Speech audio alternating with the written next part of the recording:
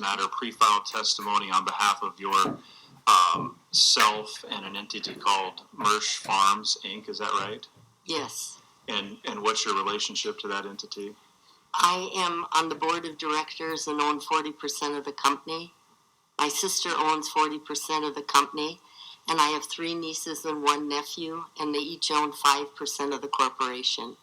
And are those the persons that are also on your, or along with you on pre-filed testimony, are they the Goebels? That's correct. And then Lilla Wirtz and Jim Wirtz and Mike Markman, is that right? Mike and Lila Wirtz are, Okay. Mike is the manager for the farm, and he works with his brothers, the Wirtz brothers, and they farm our land for us. Okay. And so they, I just wanted to be clear, so they aren't necessarily owners, but they assisted in the pre-filed testimony based on their knowledge as the farmers. Precisely. Okay, very good. And along with your pre-filed testimony, you had some attachments, and then recently also uploaded a potential alternative route. Is that correct? Yes, that's correct. All right.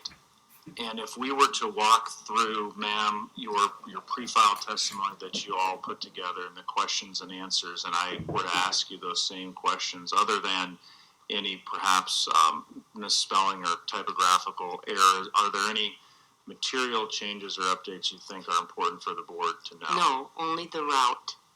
Okay, very, very good. And is your potential alternative route, is that something that you have modified from your original testimony? Yes. Okay. Could we pull up 618, please?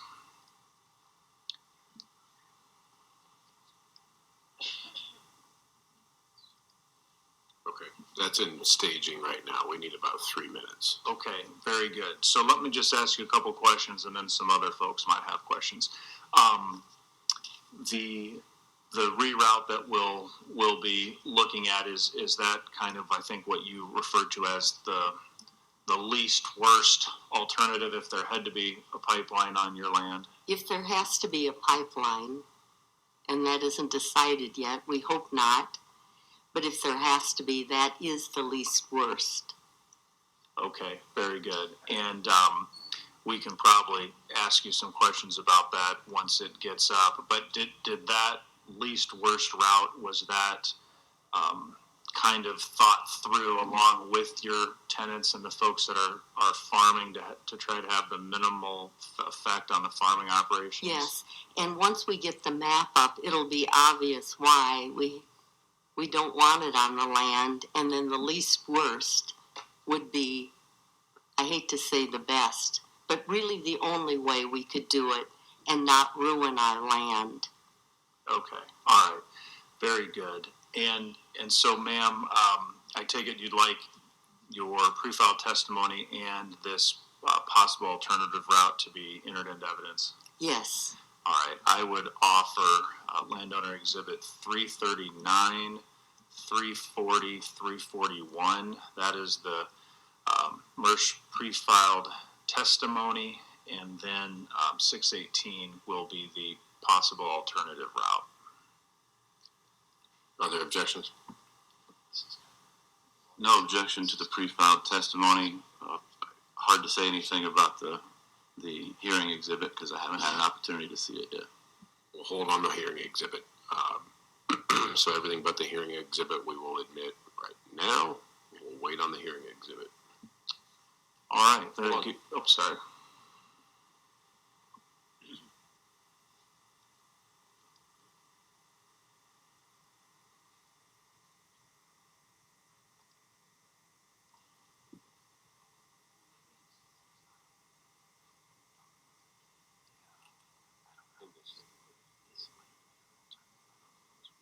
Okay, we're waiting on staff back at the office to get it fully uploaded, but we can put it on the screen and talk about it now. Oh, great.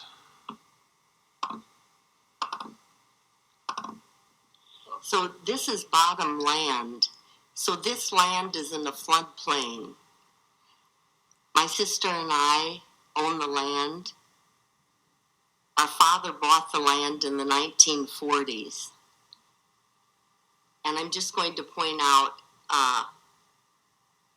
the Cylinder Creek goes along here. The Des Moines River is to the west and the south. It's 340 acres. There is a building site here that has the house, a garage, 2 machine sheds, and then just a little bit south of it here are 2 grain storage bins. And then you can see a low water crossing that is the access to the field. A neighbor has a hog installation here. It's 2 hog barns. Each hog barn has 2,400 hogs in it. And a neighbor lives here. And we have tenants, someone renting the house here. The pink that you see is pattern tile. I mentioned that this is bottom land. It's on a floodplain. So the pattern tile here, this is 3-inch tile between 2 swales. So 2 trenches there, and the 3-inch tile carries the land down to 4-inch tile. There's some 8-inch tile you can almost see vertically here, and another one here that leads to a 15-inch main that goes south and east. We have a lift pump that's identified in the well where that X is, and the lift pump will carry water into the Des Moines River. There's a berm around the land, which you see marked here in the yellow, on the west side and on the east side. And as it's written below, the berm is 6 to 8 feet wide on the top. It's 12 to 15 feet wide at the bottom, and it's about 5 to 6 feet high. It was built in the 40s, and it's overgrown with grass, so it's very stable. The land that Summit says that they can use to put this pipeline is in these 3 parcels. From here to here are 3 parcels that represents about 120 acres. Right now, they plan to put the pipeline straight through that 120 acres. You can see if they do that, they told us initially that they would bury the pipe at 4 feet. Subsequently, since we've talked with them, they said they could put it in at 6 feet. The tile that we have on the land is 7 to 8 feet deep. The only way that this land would not be completely destroyed, the only way that we will be able to produce organic grain, is what we grow, would be if they bored under the berm, under the land, all the way across the field. Also, in their easement, they say that they have up to 24 months to do this work. That's 2 crop seasons. You lose a great deal of money in not doing that, and you can see with the low water crossing up here to get the access to the field is planted north to south. If we can't cross this line, you will not be able to plant south of where Summit intended to bury this hazardous, toxic CO2 pipe.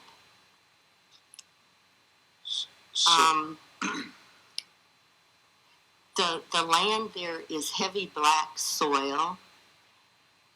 When they put in this pipeline, they needed to knife it in because they attempted to dig a trench, a ditch to put it in, and in 4 to 6 hours, easily overnight, the trench filled with water, and they couldn't put pipe in it.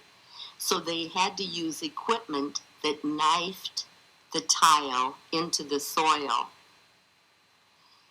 They had to have a bulldozer and an excavator pull the tiling machine because the tiling machine could not knife the tile into the soil. That's how heavy the soil is. And I mentioned earlier, which is critically important, this tile is laid 7 to 8 feet deep. In this area that's outlined in green is in the CRP, and so currently it's in wetland restoration program for the CRP. And this finger that comes out here is in filter strips, and some of it's in wetland restoration. When this comes out of the Conservation Reserve Program, we intend to tile this land, so we will be able to bring it into production and raise organic grain there. And we rotate corn, soybeans, and oats. This is currently planted now, so we need access through the low water crossing to go from north to south, crossing the area that Summit says they want to put the pipeline at 6 feet deep, which would totally destroy all of the pattern tiling that we have done. Let me just jump in there for a second to focus on the changes, because in your pre-filed testimony, I've got it on page 272. You had kind of a similar map, yet is the yellow and black line kind of through the middle? Is that your best estimation of where you believe Summit currently would like to locate? Well, we prefer that it wasn't on the land, so it can go south. You know, it could go south of the Des Moines River. But why would I want to throw other neighbors under the bus?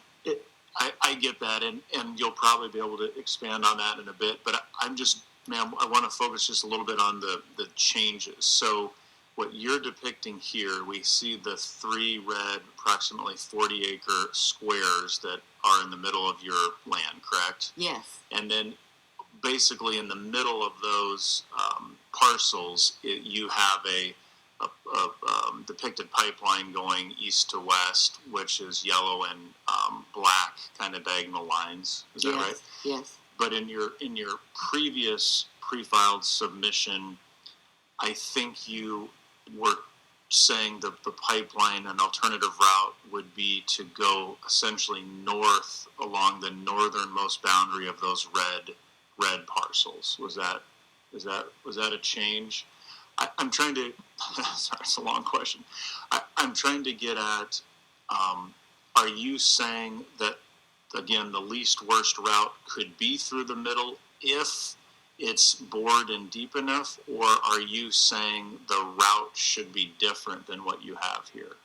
Well, it has to be bored, and to the top of the tile, the top of their pipe has to be 8 feet deep. It can go here, but if it was further north, it would disrupt less tile than it would here, you know, in the middle. Okay, and that's what and then I'm going to turn you over to others, but I just wanted to figure out is the location of the pipeline on what we're looking at here in Exhibit 618, is that what you think the least worst location is, or do you think it should be further north? You know, I'd like to confer with the farm manager. It seems to me it would be better if it was further north in this 120 acres, but I'd like to talk with Mike. Okay, and I just asked that because we might want to just pull up page 272 of her PDF there. If you could just, scroll down. Okay, now do you see there where Yes. the pipeline, the proposed route looks like it's coming in from the east, approximately in the middle of your 40-acre red square parcels, and then you previously had it going north and then a 90 across more of the northern portion of those red parcels. Do you see that? Yes. Okay. It makes better sense to me. I still would like to check with Mike because the tile is smaller. You know, the tile that's between the two swales here. In the upper left-hand area there? Yes. On the far west side, it's in pink magenta now.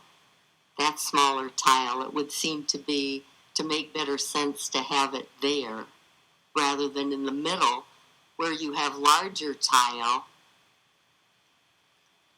Understood.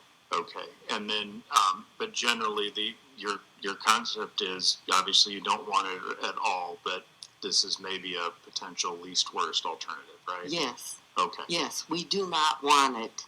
All right. Well, we may have talked long enough to be able to offer 618. I'm not sure if we can do that now.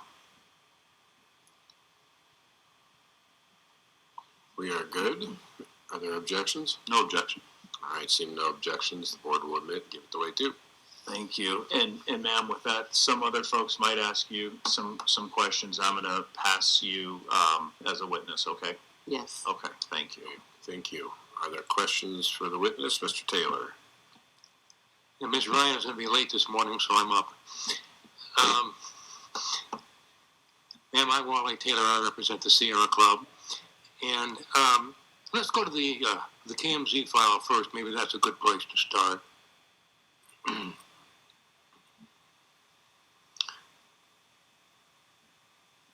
Ma'am, this is what Summit says is your property and the proposed route of the pipeline being that white line.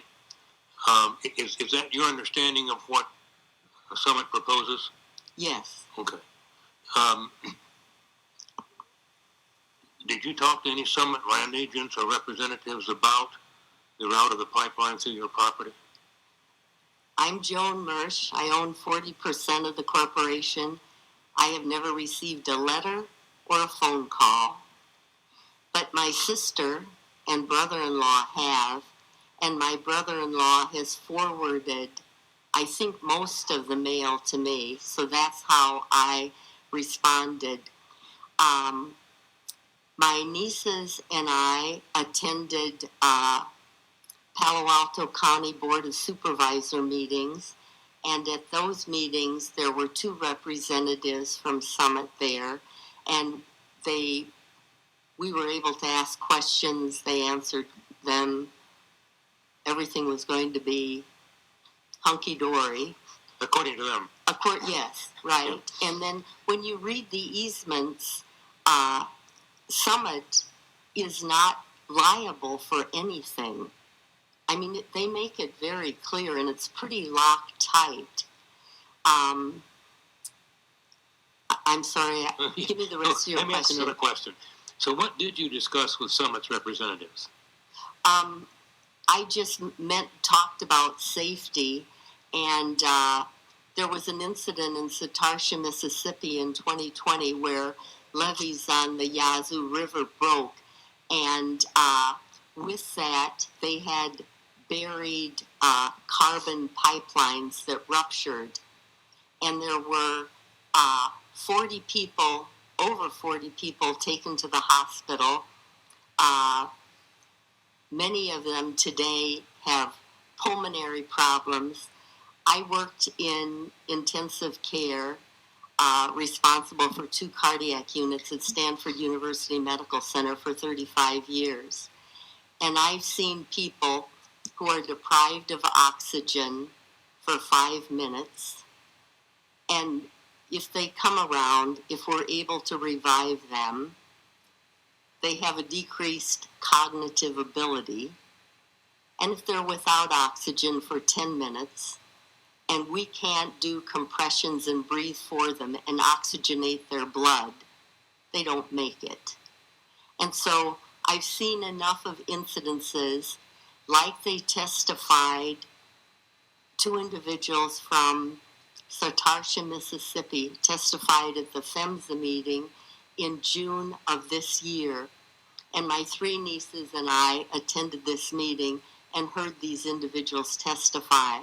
So one of the things that I asked the Summit representatives at the Palo Alto County Board of Supervisor meeting was, what does Summit do to prepare first responders or the fire department to care for a time when the CO2 pipeline ruptures?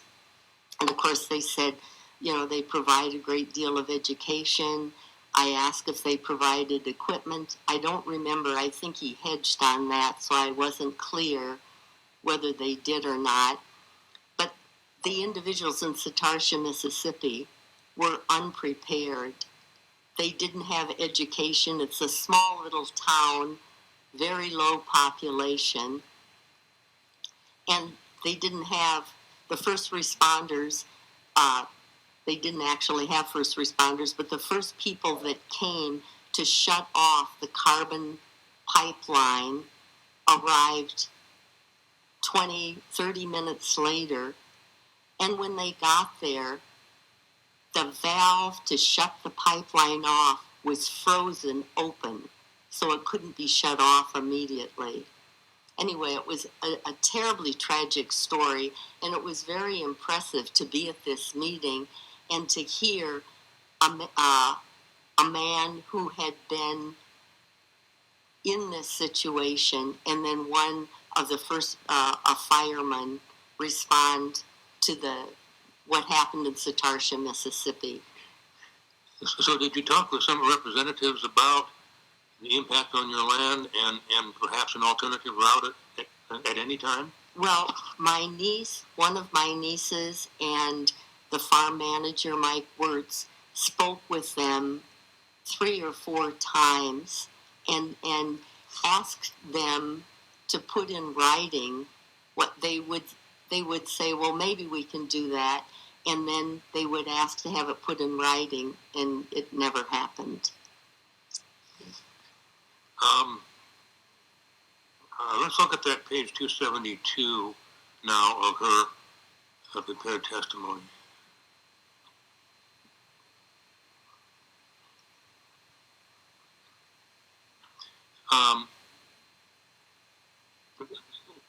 Since we're making a record here, I'm going to try to go through this so we can explain for the record what's on this exhibit. It shows in the middle the red strip that is your property. Is that correct? Yeah, all of this is ours. Everything that's outlined in turquoise. Okay. And then, is this an alternative that you presented to Summit's agents? It's what we submitted for pre-trial testimony. Right. But, yes.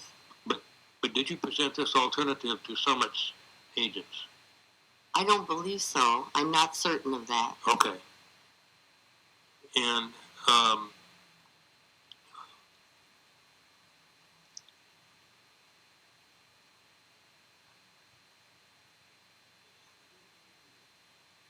Cylinder Creek is on the north edge of your property, and the Des Moines River is on the south edge of your property. Along here. Right.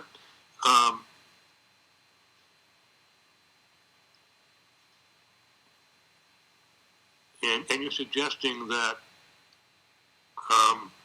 Summit would bore under the berms, and there's a berm on each edge of your property? Yes, there's a berm on the east and on the west. State the objection. This witness has gone through this exact set of questions with Mr. Jorde already this morning regarding the alternative route. And, for that matter, a description of all the features that are depicted on this document. Mr. Taylor? I was just trying to to make a record so that we knew what was on the photo. And I don't think that was done necessarily with Mr. Jorde's questions. I think we covered the photo pretty extensively. If you think there's something we missed, we'll keep it to that and move along. I'd really like to not have to sort through the same objection. I'm going to add Hold that. on. Oh, I'm sorry. We're just talking to the lawyers right now. We appreciate you being here. We're just kind of explaining to them that we'd really like to hear your testimony on cross-exam, not just everything that's already been filed and not the same questions that have been asked. So we're just sorting it out with the lawyers, but thank you for your patience. All right. Go ahead, Mr. Taylor. Okay, thank you.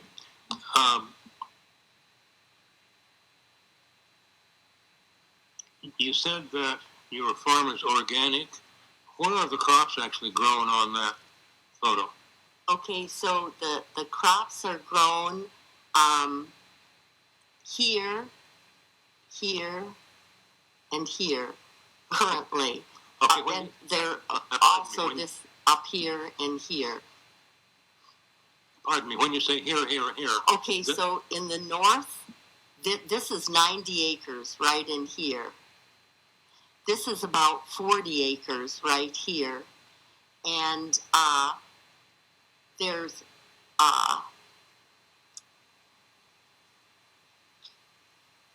crop. Well, we have crop currently growing over where there is tile. And then here where we haven't tiled yet also. Okay, so let me clarify this for the record. The crops are in a little triangular area northeast of Cylinder Creek, correct? There are crops there? Yes, Okay. north of Cylinder Creek and east. And then there are crops generally in the area where the tile is, Yes, okay? And then there are crops on the south end of your property below the red strip. right, and under those banners. Right, okay.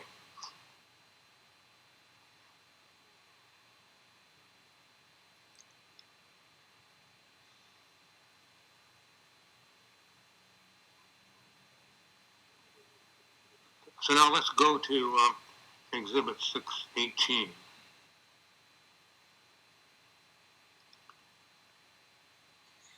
And the main change here is that you've put the pipeline right through the center of your red strip rather than the northern part.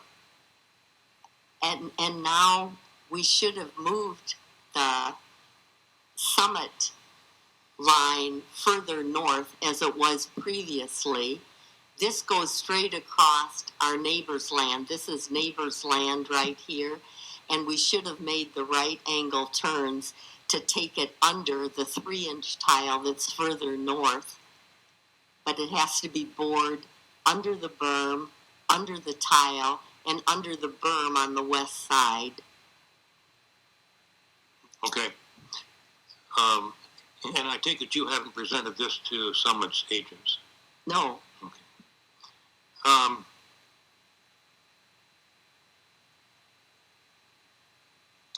So let's go back to the KMZ.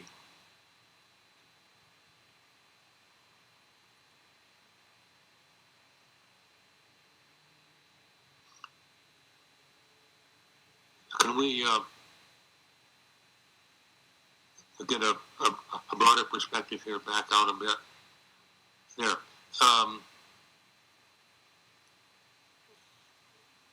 It looks like to the northeast of your property there is there are some buildings down there. this here, Yeah.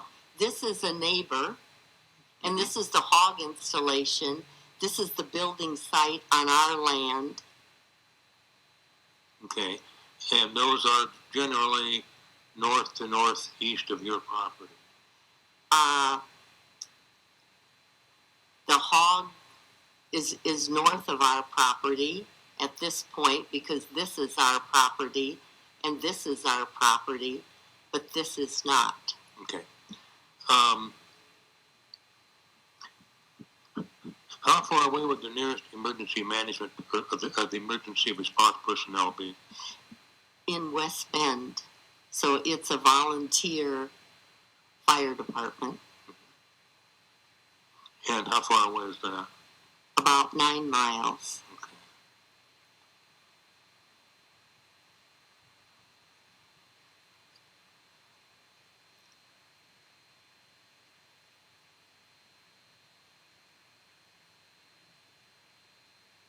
Thank you. That's all the questions I have. Ms. Coles?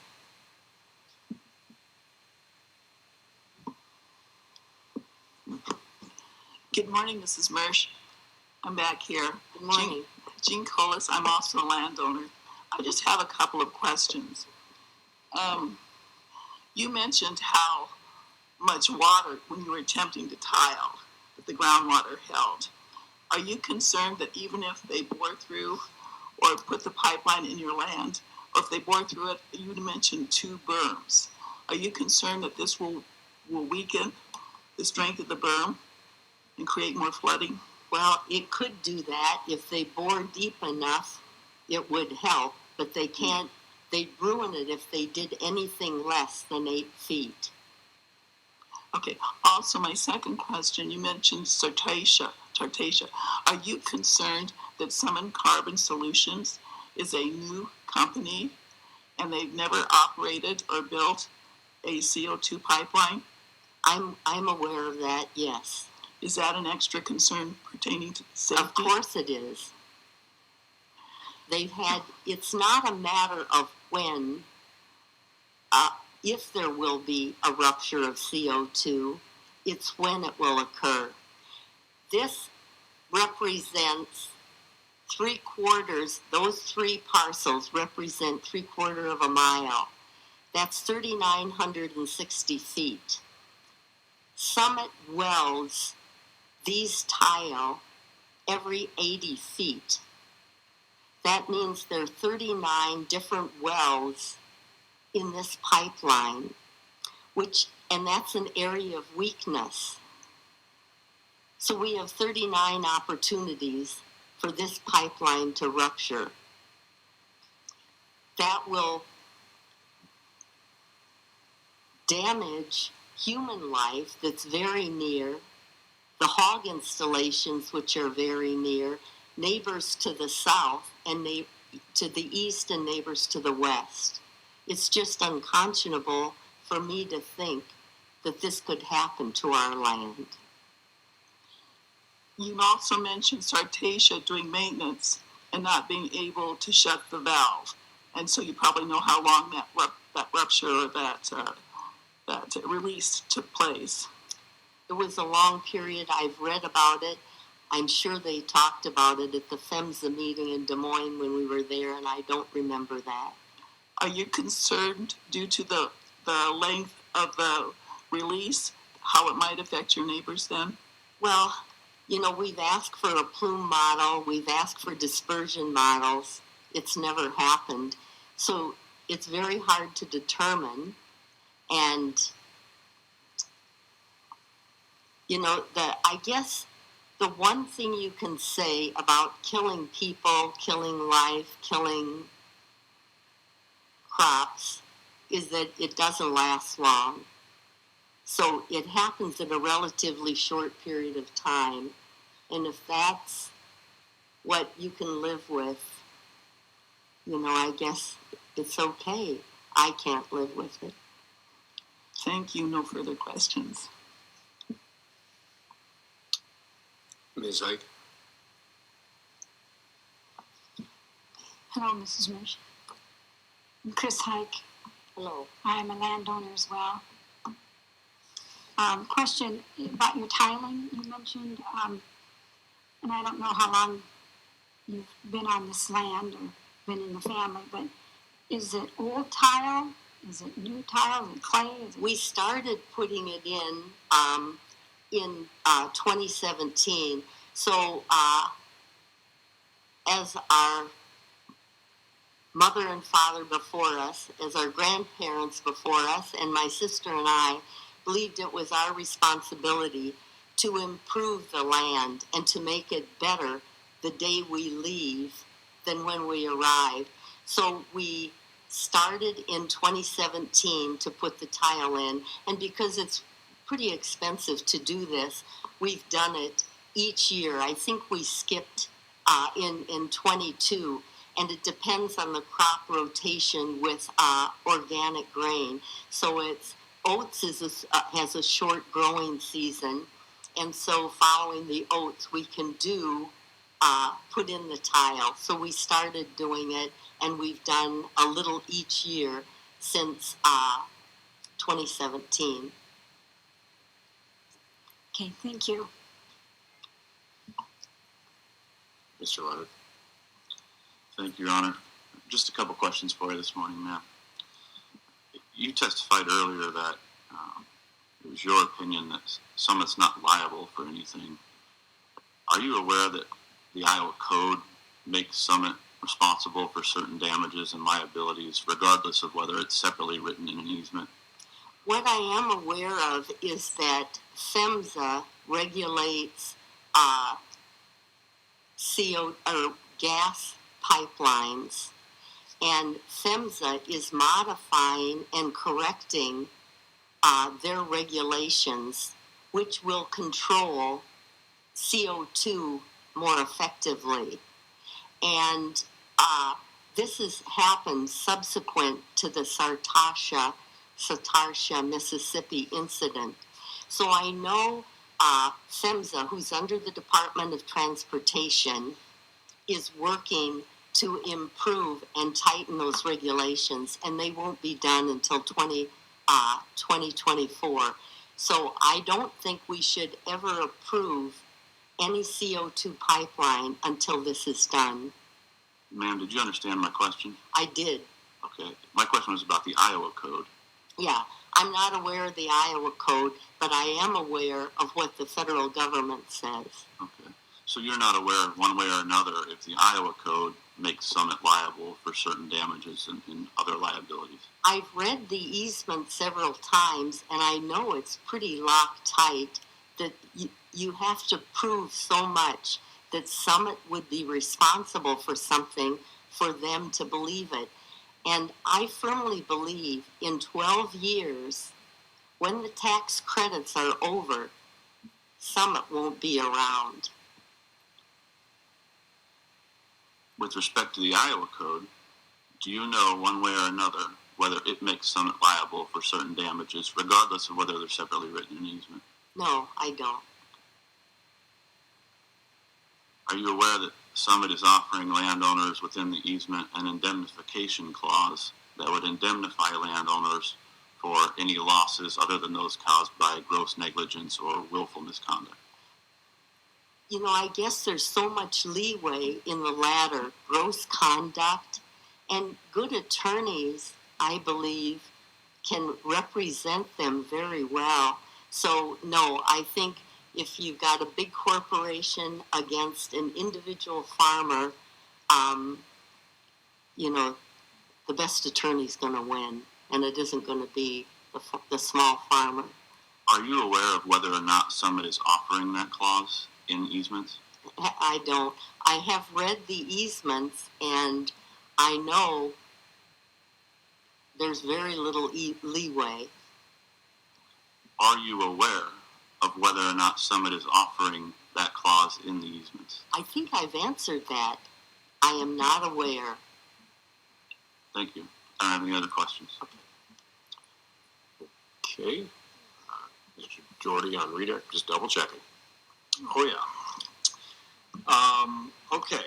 So Mr. Taylor asked you if you had shared your alternative route with Summit, and I'm speaking now specifically of the one that was on page 272 of your pre-file testimony, and obviously you directed us to file that publicly with this board back in July, so is it fair that Summit has known about that for over 2 months? Well, it was filed then, so they should have read it. Okay, and have they do you know if they've contacted you or me on your behalf relative to your proposed reroute in the last 2 months? I do know they have never ever contacted me, and I'm not certain if they've contacted you. Okay. And you used the phrase very near. Can we pull up the KMZ in relation to your description of, I believe, homes and structures? So if we could zoom out just a bit there, please. So, Yeah, no, well, so to the northeast, there's obviously, well, and if you drop south of, there you go. The farmstead immediately to the northeast of your property there in red, your easternmost 40-acre parcel, is that property you own? this we own. No, we don't own that. No, we own this straight up here, over here. That's 40 acres. Okay, very good. So Sorry. that's just fine. So you, and meaning you, anyone associated with ownership interest in any of this ground, don't live in those homes shown. No. Okay, the other folks live there. Yes. All right, and then if we can pan a little to the east, I think there's the other. Yeah, there we go. So Rodman. Now, do you know? Well, why don't we just, from the city limits there, can we get a distance from the pipeline from the city limits? And I can tell you that the city limits are, if you drop down with the white hand a little bit there, where it kind of curves to the right, yeah, that's the city limit. Can we get a distance from right there to the pipeline, please? What does that say? 803 feet, is that what that says? Does that sound about right to you, that the southern city limits of Rodman is about 803 feet from the proposed Yes. pipeline? Okay, and does that concern you? Yes. Okay. For the reason. human life. Now, you were asked some questions by Mr. Leonard. He represents Summit Carbon Solutions, about if you know that Iowa law makes Summit liable for certain things, but you understand a law might say something, but until it's proven through years of potential court and appeals and time and expense and frustration, it doesn't mean you'll get anything. Do you understand that? Absolutely. And that's what I meant by, attorneys will be able to determine and put a spin on things to make it work. And are you aware that the Summit is not offering any indemnification for damages that occur outside of the easement? I believe that, yes. And so if it comes down to whether you, your tenant, your grandson, or whomever might be out there maybe did or did something wrong that led to an incident that then led to a release of CO2 and damage, you understand you will have the pleasure of being in court against a team of lawyers trying to defend yourself. Precisely, yes. Okay, and that's what you're concerned about, not what the words say, but how you actually get to some type of relief and protect yourself. That's exactly right. And if Summit isn't around, we'll be responsible. If there is a rupture and our neighbor loses 4,800 head of hogs, who's going to be responsible? It'll be where the incident occurred. And ma'am, in terms of indemnification, is it true that through your research, you do not have liability protection for damages caused directly by a pollutant such as carbon dioxide? That's exactly right, yes. All right, so you understand that if damage occurs, but that the ultimate injury is caused by a pollutant, their indemnification does nothing to protect you. That's right. All right. Thank you. I don't have anything further. Thank you. You're excused. Appreciate it. Mr. Jorde, you want to go ahead and call your next witness? Ma'am, Yes? did you, I didn't have any further questions on your testimony. Can I have a closing statement? That's not how a hearing works. A witness responds to the questions from the parties, and so the rules and the procedures of a hearing really limit it to more of a formal exchange, unlike a public hearing. So we do have all of your testimony. We've got it pulled up. It's been reviewed. It'll be reviewed again, and we've had your testimony today and listened to your questions, but that is not how hearings work, and it brings me no joy to say that. Thank you. You're excused. We appreciate it.